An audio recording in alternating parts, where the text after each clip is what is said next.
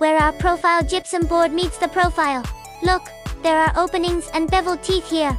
What is this part for? Have the workers fill in the jointing plaster, and then stick on the craft paper. The profile gives you a limit to make it more convenient for you to apply the plaster. This part is to prevent cracking, and is very important. As is known to all, if profiles come into contact with different materials, they are prone to cracking. This part is used to apply structural adhesive to connect with the first layer of board. Let the profile first integrate with it. Then seal the gypsum board. Fill in the jointing gypsum, stick the craft paper, and apply the plaster. This line will be very straight.